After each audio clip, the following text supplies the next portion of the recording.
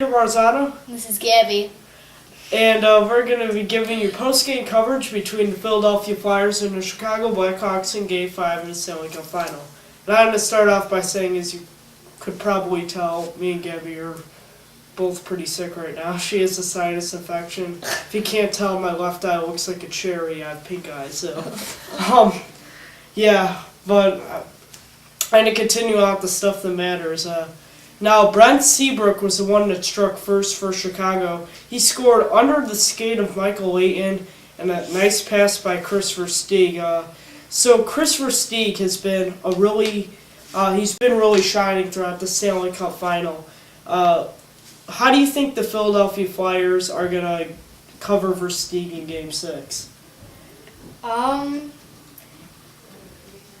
do you think? Do you think they're going to put Chris Pronger on him or different defensemen on him? I think Chris Pronger, because he always gets away with everything, because I think the refs are like in love with him, because every time he cross-checks someone or whatever, he always gets away with it. So you think he's going to be on Christopher Stieg? On whoever comes up to him. Okay, so Bowen scores off of Michael Leighton's skate. The first 2 goals went off of Michael Leighton's skate.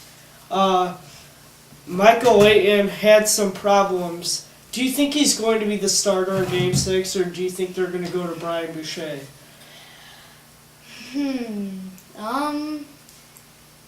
Leighton did have a bad game today, but I think they'll stick with him. Oh, okay. So right after that, Philadelphia is completely drained of their momentum.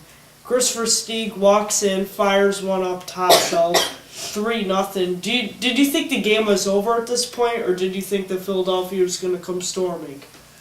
I didn't think Philadelphia was going to come back. Oh, you didn't? Do you think that they're going to show a sense of urgency in the second period? Yeah. And sure they did. Now, Niemi thought he had this puck, but it was actually sliding out of his glove. Scott Hartnell goes, ooh, an opportunity, fires it home. Mistake by Niemi, but did you think that gave Philadelphia a lot of momentum back, some hope back, or did you think that the game was still aligned to Chicago? The game was still aligned to Chicago. Now, right after that, I would say around 2 minutes, Ladd comes up. He's with Taves and Kane. Ladd passes one over to Kane. He just gets a wide open tap in for the empty net. Now it's back to 4-1 Chicago. Do you think the Philadelphia is going to still show a sense of urgency, or is going to be in trouble again? Trouble. So, what did you think of Philadelphia's performance in this game? I say they did end up scoring 4 goals out of the game, but they did play sloppy, especially the goalies, letting 7 goals in between the both of them. Actually, that would be 6 goals. The last one was an empty net goal.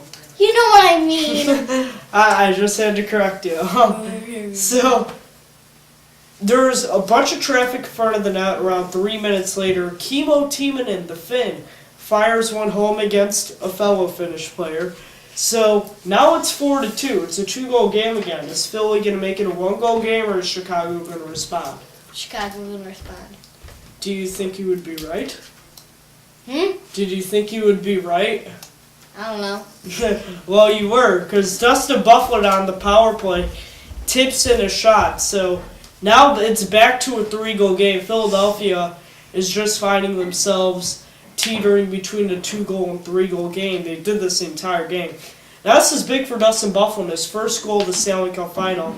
How do you think he's going to be in Game 6? Oh, no. Never mind.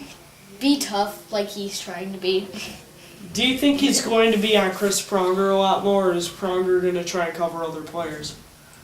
Bufflin's been trying to get on Chris Pronger and try to do stuff without making a penalty, but then Pronger comes right back and does cross-checking, tripping, and he never gets called for it. Well, how did you like Dustin Bufflin sit on Chris Pronger? Yeah. You like that? Yeah. Yeah, that was big. That usually doesn't happen to Chris Pronger now. James Van Riemsdyk makes it a 2-goal game again. He just puts on a wrister, makes it 5-3. So Philly now, it's a third period. They're down by 2, and we have around 15 minutes left. I expected Chicago to really tighten up defensively. What did you think Philadelphia was going to do? Play aggressive or play really finesse and just try and get the puck to the net? Mostly try and get the puck to the net since they were down. Did you think that they would still play aggressive, or did you think that they would still be liable to committing penalties? Play aggressive because Philadelphia is a very aggressive team. They've been aggressive since the inception of their franchise in 1967. Now, we have around 4 minutes left at this point, and Patrick Kane walks in, Sharp and Taves with him. He goes, now everyone was expecting a pass to Taves, but he flipped it back to Sharp. Sharp just waited, and he fired it home. I said that weird, but Patrick Sharp scored, that's the point. 6-3 again, now the game's pretty much wrapped up. But right after that, Ville Lino puts in a perfect pass over to Simone Gagne. Now it's 6-4. Is Philly back in it now? No. No, you got 2 minutes left. Do you think that they're going to score another one, or are they going to end up being nothing? Nada, zero. Okay, well, they did score 4 goals, and Dustin Byfuglien would score second of the game with an empty netter to make it a 7-4 final. Now, Brian Boucher saved 11 out of 14. Michael Leighton, the starting goalie, saved 10 out of 13. So, why do you think Michael Leighton will still be the goalie in Game 6?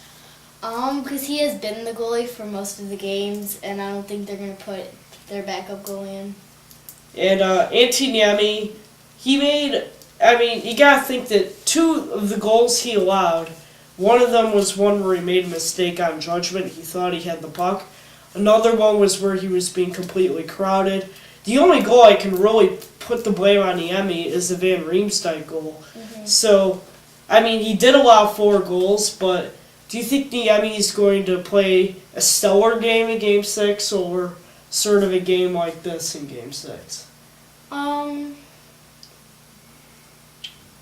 Is it going to be 1 or 2 goals or 3 or 4 goals that he's going to allow? Yeah, I say 2 or 3. 2 or 3? Okay.